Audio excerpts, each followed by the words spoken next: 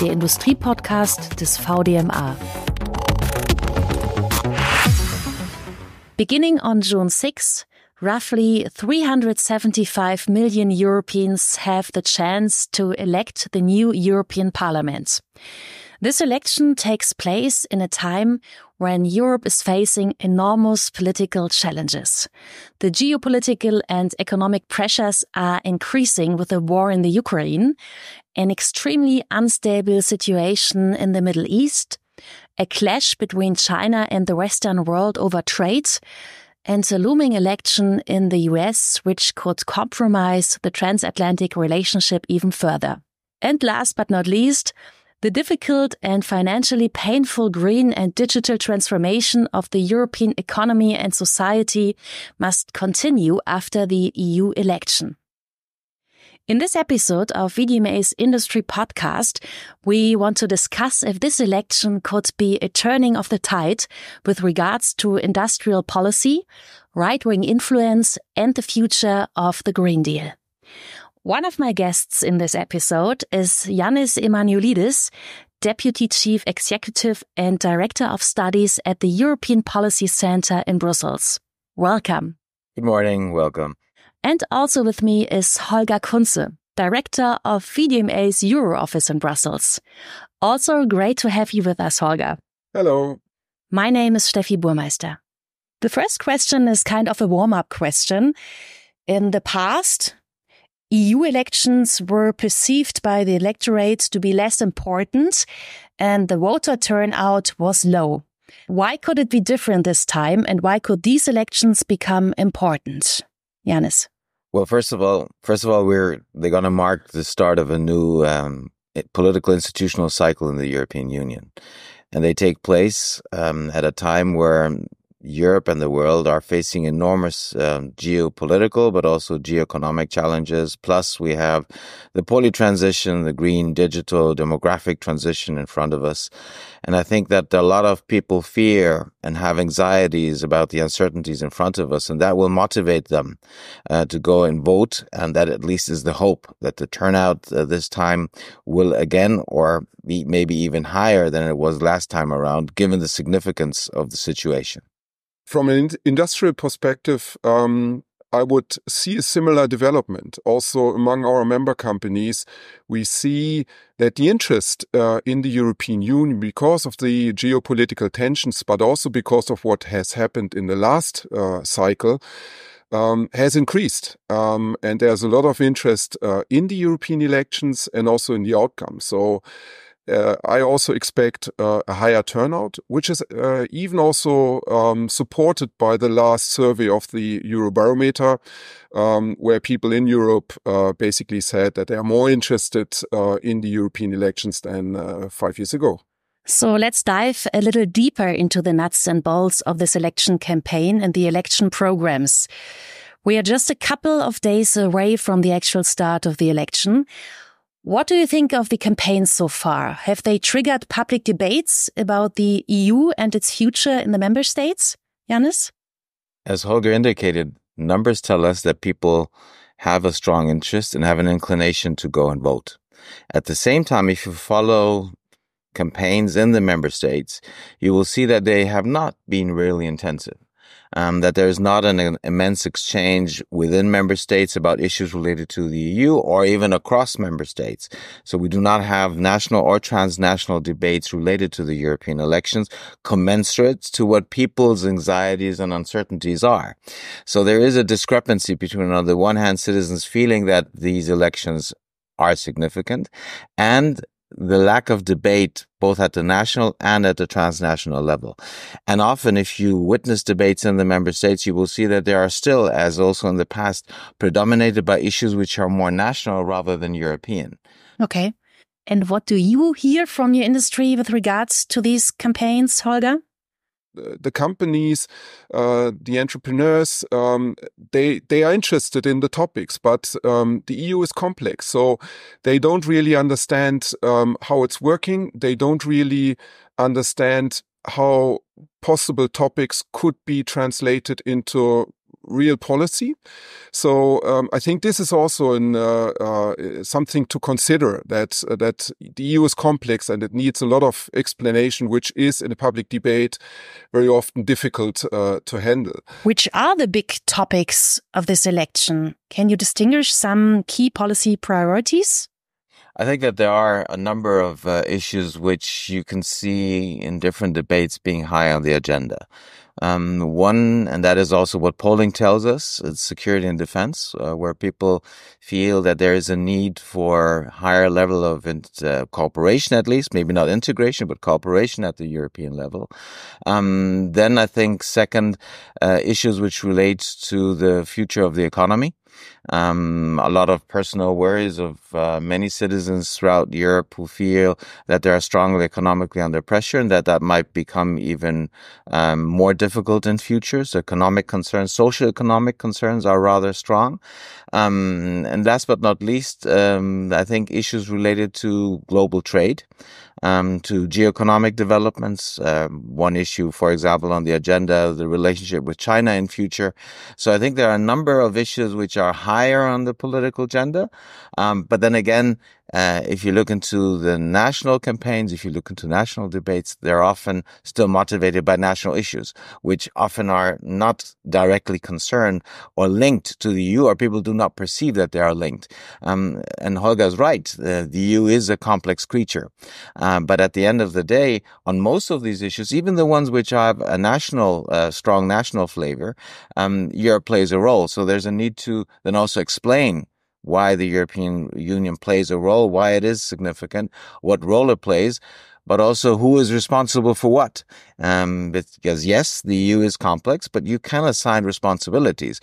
So if people say the EU does not do this or that, or Brussels is weak or doesn't do what we expect it to do, obviously there's a link to the role of member states, to the role of national governments. So you can assign responsibilities, but that means that you need to have a more complex debate. And that's something which is difficult to have, given that the EU is a complex creature, and given also that national politicians have an inclination to rather concentrate on national affairs rather than on the European aspects of them. Yeah, we did an interesting exercise within VDMA. We looked at all the programs of the parties, compared them with regard to the topics that are relevant for our industry.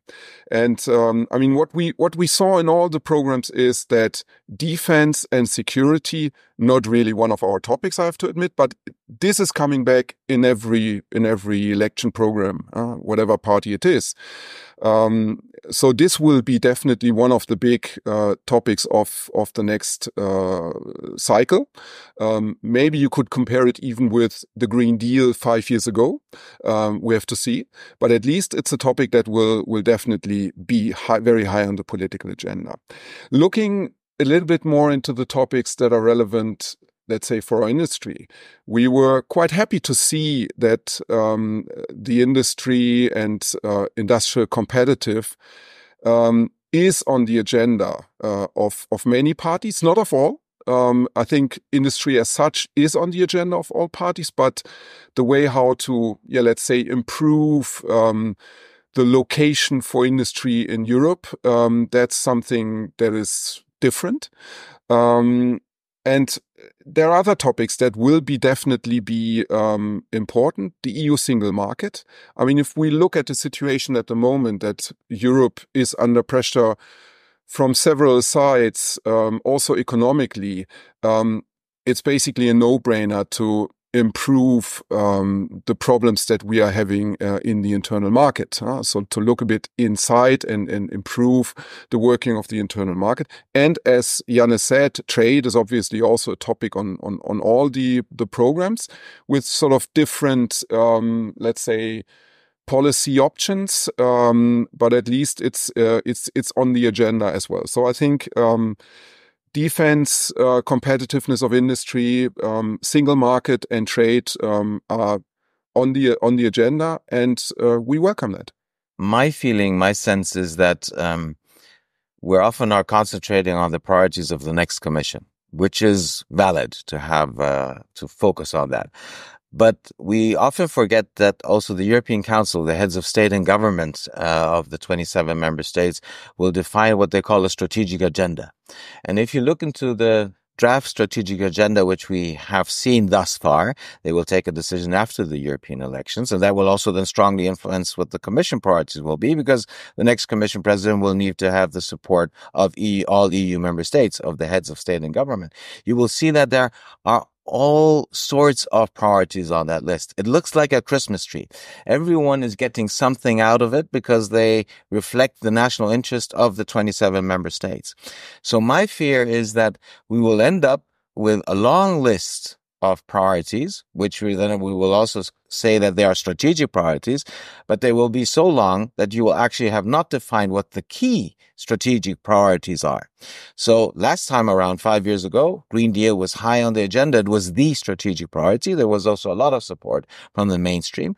I fear that this time around, there is a potential danger that we will have a disbursement of priorities, which at the end will lead us to not only an agenda which lacks strategic orientation, but potentially also a lack of implementation when it comes to the key issues that need to be highest on the agenda. So my plea would be, let's try to define what is most important rather than opt for the Christmas tree and not deliver on what needs to be done. So Holger, you already mentioned the industry. EU wants to strengthen its industrial base. Do you see a corresponding effort in the party programs, or is it just a lip service? Well, yes, there is definitely industry in the party programs. So parties are seeing that we have to strengthen the industrial base in Europe. That's a very positive thing.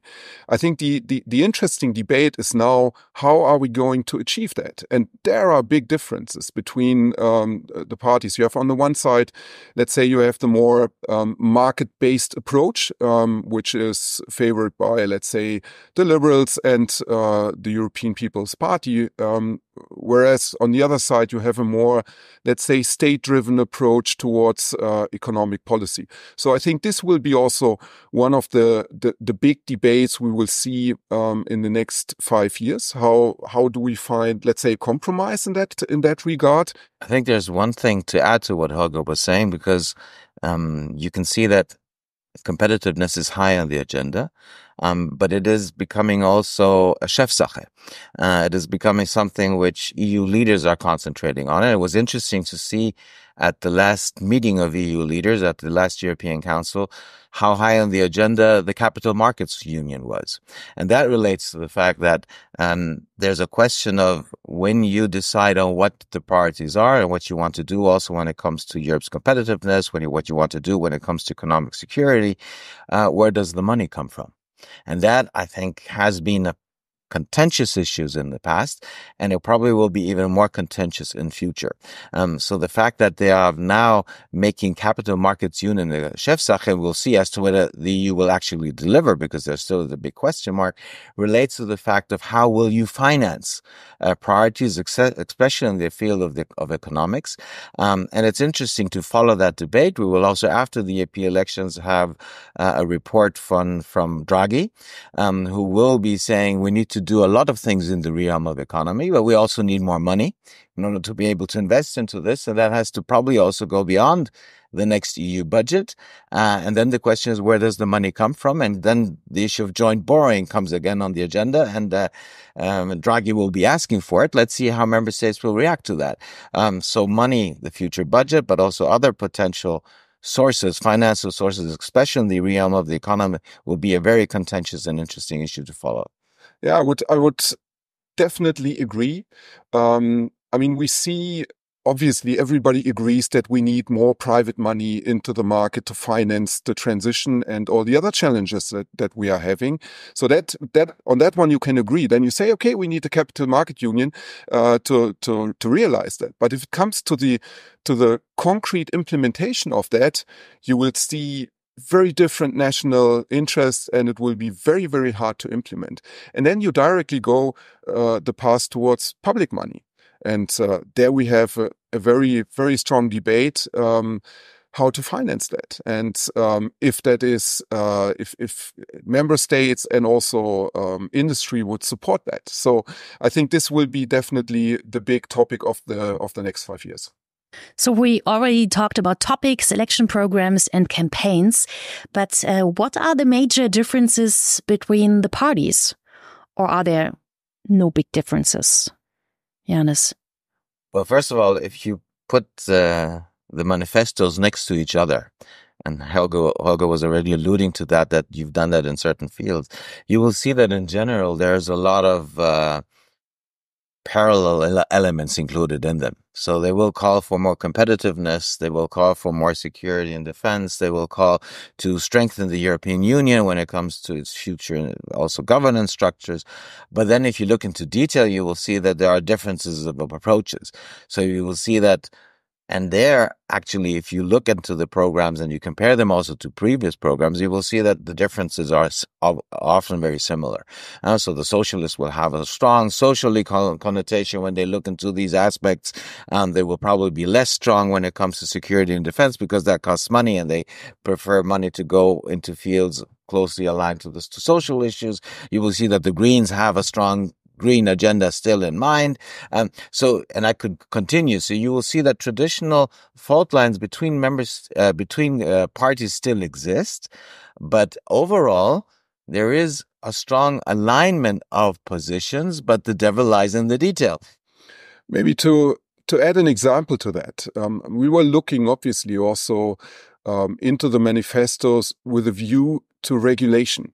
I mean, this was the big topic, at least for our industry, in the last 5 years, because we had a wave of new regulation in the areas of the Green Deal, so for the green transition, but also in the digital transformation area.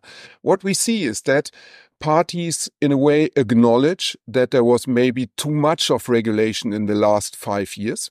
So there's a sort of sense of sensitivity towards that topic. But then we see also a very clear split. If we look, let's say, more to the liberal conservative parties, we see that they have, let's say, what they call a better regulation agenda with pretty concrete proposals how to improve the way the European Union is regulating. And then on the other side, you have, let's say, the Social Democrats and also the Greens that are mentioning the topic and sort of acknowledging it, especially the Greens as well. But then saying, also putting the focus, we are in favor of regulating, but being a bit more cautious. So let's say the concrete proposals there, you don't see in that in these programs. You feel more skepticism towards this sort of better regulation agenda. So there will be quite some discussion on that as well in the future.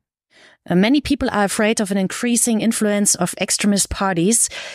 Do we have to fear that the functioning of the European Parliament will be blocked by a strong anti-EU group? Janis?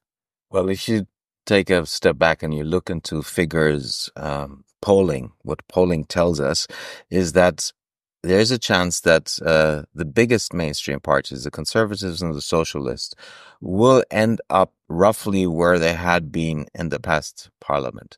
However, there is potentially a loss of members coming from the Liberals and from the Greens, especially the Greens compared to 5 years ago are doing much less well than they did at the last EP election. So if that proves to be correct, you will have a mainstream group of parties which will be less strong than it had been in the past European Parliament, while at the same time, the radical right, extreme right parties doing rather well.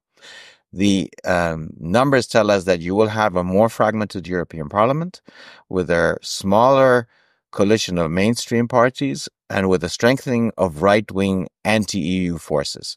That is what the prognosis is, and I think that this is probably correct. Then the question is, what will that mean from a perspective of the European Parliament, but also from a national perspective? It will make it more difficult in the European Parliament to find majorities, and you will have more cases where potential majorities can only be achieved if you have some support coming also from right-wing parties. The first major test will be the election of the next Commission president for the next European Parliament. But for me, if the right-wing parties do well, and again, the indications are that they will do well, that potentially will also have effects at the national level for European policy making. What I mean is that mainstream parties in the member states might come up more under pressure if right-wing parties do well in these European elections, because these right-wing parties will be arguing, look, we have that support among the public, so your European policy making needs to also reflect our position. So it will make it more difficult for mainstream, also national parties and actors to act at the European level. So that's an indirect effect of the European elections, which I must say I fear even more than the question of how functional or not the European Parliament will be. How is the industry looking at the increasing support for nationalistic or even anti-EU parties in various EU member states, Holger? Well, obviously, it's always difficult to generalize, but if you look into our membership, we can say that the majority is looking at this development with a big concern. And that's also logical in a way. I mean, our industry has benefited tremendously from the European integration, from the EU single market. That's what made our industry champion of the world in making machines. So that's basically the basis for our success. So yes, there's quite some concern. I mean, discussions about Germany, for instance, leaving the European Union is really dangerous for the location of Germany as an industry location. But also, if we look into other topics like immigration, it's very clear that the positions of these right-wing parties are against, let's say, the interests of our industry. I mean, we will need immigration of high qualified professionals, and so this sort of points are very worrying, and that's also the let's say the general opinion in our industry. Which possible coalitions do you see in the next EU Parliament, and how will that affect the political priorities of the next legislative term? Will the mainstream pro-European parties be able to form some kind of coalition? Janis? Well, first of all, I think we need to start by explaining that coalitions in the European Parliament are not the same as potentially coalitions in national parliaments, which form or the basis of a national government, because we do not have a European government in place.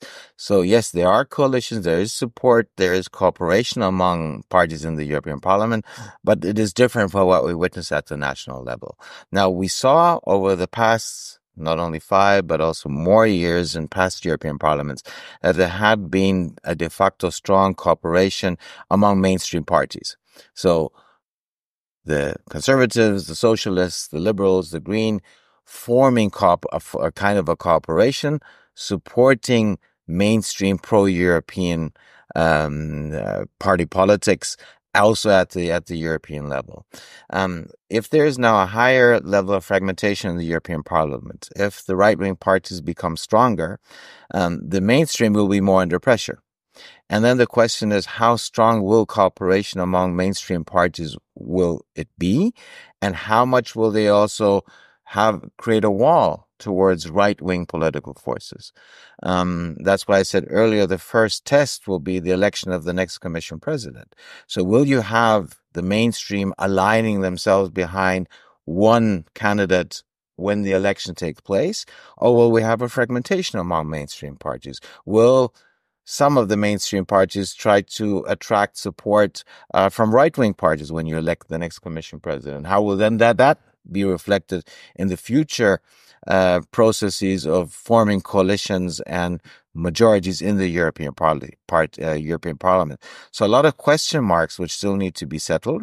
However, in any case, you will see that it will be more difficult for the mainstream to form majorities. They will be also at ad hoc moments dependent on more right-wing forces, and we'll see how much they will then be ready to cooperate with them, or whether they will create a wall towards them, a political wall towards them. These are a lot of open questions which still need to be settled, and they're being discussed as we speak, because there is a question of, in the case of Ursula von der Leyen, as to whether who will be supporting her in the next parliament or who will not be supporting that.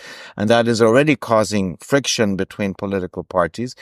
So we will see how the developments will be, but it will be a more complex European Parliament. It will be more difficult for the Parliament to form majorities. It will also be more difficult for actors to cooperate with the next European Parliament than it had already been before in the past 5 or 10 years.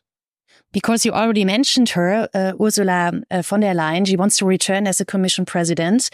What do you think? What are her chances for a second term? And you already mentioned that. Will we maybe see a surprise candidate presented by the Council after this election and maybe not Ursula von der Leyen? Well, I think that if you look into the fact that we have Spitzenkandidaten, she's one of the Spitzenkandidaten, none of the other Spitzenkandidaten, I think, has a chance to become Commission President. So I think the chances are high that the Conservatives will have a relative majority, the European People's Party, in the European Parliament. So the argument will be strong to have her get a second term in office. For me, the question is whether she will actually be able to find a majority in the next European Parliament to become Commission-elect. Last time, when she became Commission President, her majority was very narrow. And that was at a time when the Parliament was less fragmented, when the political mainstream was bigger than it will be in the next European Parliament. Still, she had a very narrow majority. And let's not forget, this is a secret ballot. It's a secret vote in the European Parliament. So there is a chance, and I'm not saying it will happen. I'm just saying that there is a potential that she might not find a majority in the European Parliament, that she might not be able to become Commission President-elect. And then the question mark arises, how do you deal with that? And whether then there might be surprises. There are already some names which are floating, which are being discussed. However, the experience of the past of 5 years ago or 10 years ago, that, often names that had not been floating before the EP elections then came on the table once you had to reconfigure. And it's not only, by the way, that makes the issue even more complex. It's not only about who will become next Commission President, it's also who will become President of the European Council, so who will be leading the formation of EU leaders when they get together, the question of who will become High Representative for Security and Defense, even positions within the Commission are part of the overall equation. So if actually she would not be able to get a majority in the European Parliament, there is even I would reckon a danger that a compromise that had been found with respect to the entire leadership tableau might implode. Maybe also from let's say our VDMA perspective in working with the European Parliament of the last 5 years. I mean, what we have seen is that, let's say, this coalition, which is not really a coalition, sort of faded away at the end of the term. So there were much more controversies about especially Green Deal topics, but also other topics. So we already saw at that moment that things were falling apart a bit. Our, let's say, experience in working with the European Parliament is also that, let's say, the influence of individual MEPs is potentially quite high. If you compare it to national parliament, it's definitely relatively high. And I also see that this will be a development which we will see in the next 5 years. So it does matter who you vote into the European Parliament, also in terms of personalities and people, because they have files. They are responsible for files as rapporteurs and have quite a tremendous influence on that. And I think seeing the sort of developments of things becoming a bit unstable, I think the influence of individuals will become bigger. Holger, speaking of the Green Deal, the last 5 years of EU politics have been shaped by priorities regarding mainly the climate goals and the Green Deal. But what will become of it now? Well, of course, we have the target to achieve climate neutrality by 2050. This will stay, and rightly so. So the development is set, so the Green Deal will not disappear. But of course, if you look at, let's say, the political priority and also the way how to achieve it, I think we will see at least a new debate. Yeah? I mentioned before that in the last 5 years, there was a strong focus also on regulation, not only, but also on regulation in the Green Deal. And looking very strongly at achieving the objectives, looking a bit less at the economy, I would say. And I think this will change a bit. We see in the programs a very clear pitch from, let's say, the Social Democrats to make the Green Deal red. I think that's the slogan they are using. So to make it more social. Because you see the reactions among citizens towards certain measures of the Green Deal. Just mentioned the farmers, but also others. And you see on, let's say, the more conservative liberal side of the European Parliament, a pitch to make the Green Deal more economic in a way. Mm-hmm. And we already also talked about important topics of this election, but do you think there is one similar big policy priority for the next legislative term? Well, I think the big mainstream topic is defense and security. So that's what we see in all the debates. That's also what is motivating a lot of people, especially looking at the war in Ukraine. So I think this will be a big topic. I'm also hesitating a bit because it will be really, really difficult to get common ground there, and also to develop a policy that is, that makes a difference. So I think it's much more difficult than the Green Deal. But once again, it's not, let's say, it's not a VDMA top priority, but that's what we see in the programs and also in the debate. Janis? As I said earlier, I think there is a danger that we will not have defined after the elections when the strategic agenda of the European Council will be adopted, when the next Commission president will have to define the political priorities of the Commission, that we will not have as clear-cut policy priorities as we had 5 years ago. The Christmas tree effect I was talking about. At the same time, you can see that there are certain issues which are higher on the agenda, and Holger is right. Security and defense has a high chance of being high on the agenda also when it comes to future EU priorities. But having said that, we see that the differences between member states are huge when it comes also to security and defense. And I do not see that these differences will become less. And there is a question of actually what you will do at the European level. So we're talking about defense industry cooperation. But if you look despite the war in Ukraine, which we're now closely to 2.5 years after the start of it, the cooperation when it comes to defense and security among EU member states has not intensified along the lines of what the challenges are which we're facing. So there's a discrepancy between the political rhetoric and Sunday speeches and the political realities on Mondays and Tuesdays. There is, I think, an indication that security and defense will be high on the agenda. The question is, what actually will you do, and how much will you then do actually at the European level in terms of implementation? So the rhetoric actions gap, which we have seen also in the past and other issues, I think will be again strong, even if we agree that security and defense is high on the agenda. And Holger, you also already mentioned that during the last legislative term, we have seen a big wave of new legislation and requirements for companies. Are we going to see a similar wave in the upcoming legislative term, or will the industry get some relief? I think we don't. So that's maybe a clear answer to a clear question.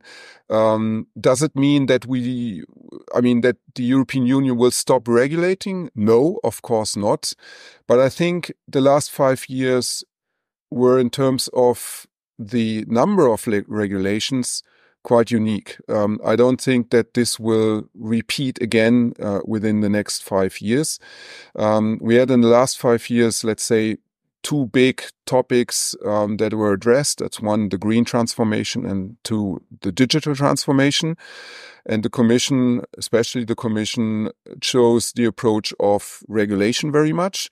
And I think with the experience of the last 5 years and also the, let's say, resistance that is coming up in industry, but also among citizens, I think there is not really big support for another wave of legislation.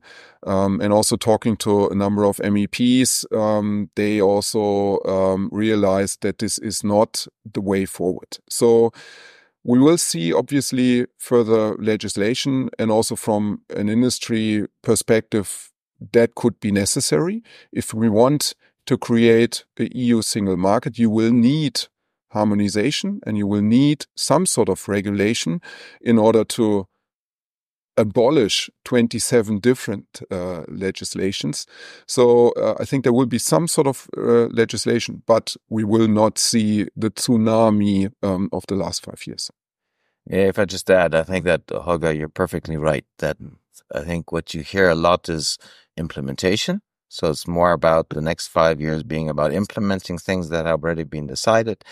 I think there is an inclination to be more selective when it comes to new legislation. And you can also sense, and I think that's a key aspect that I would add to what you had been saying, that national government are extremely under pressure at home from actors, from industry, from the economy, arguing that we should not overburden our industries, our economies. So also member states and member states governments, even EU leaders, are very much under pressure. And I think that will also be reflected in the next 5 years.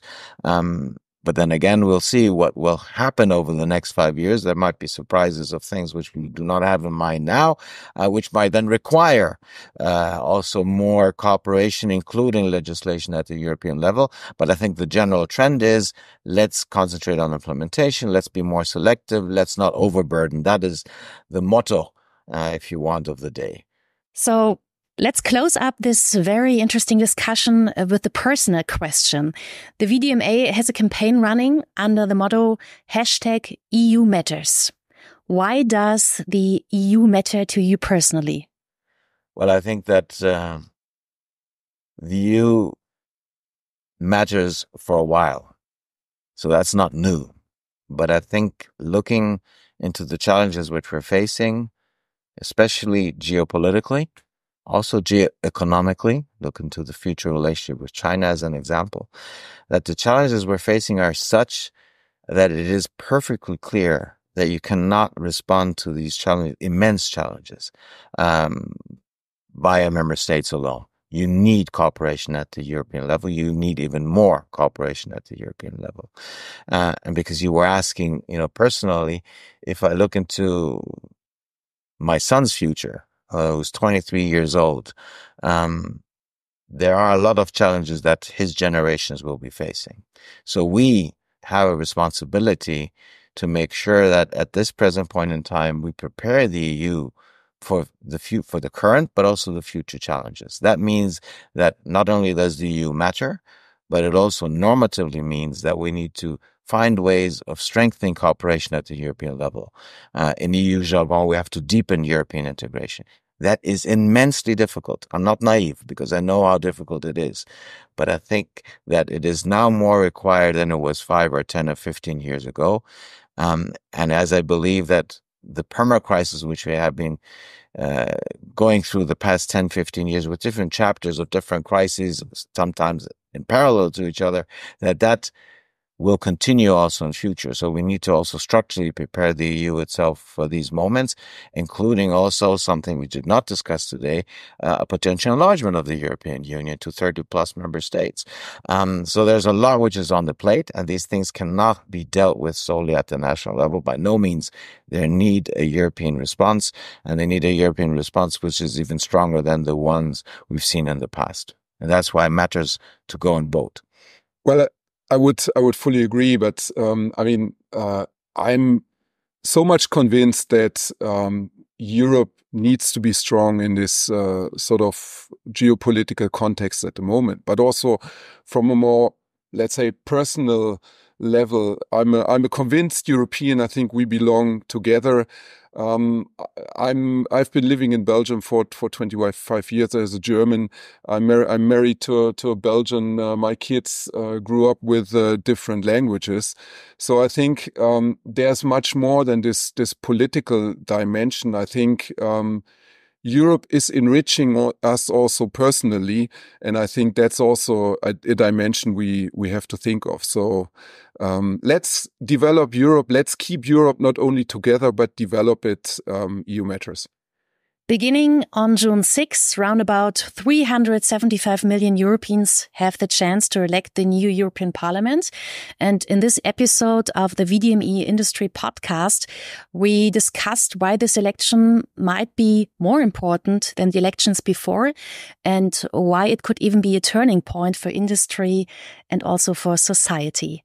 Thank you to our guests, Janis Emmanouilidis, Deputy Chief Executive and Director of Studies at the European Policy Center in Brussels. Thanks for having me. And thank you, Holger Kunze, Director of VDMA's Euro Office in Brussels. Thanks so much. Don't forget to vote and don't forget to subscribe our podcast. You can find us on Spotify, Apple Podcast, Google Podcast and Podigy. Thank you for listening. Der Industrie Podcast des VDMA.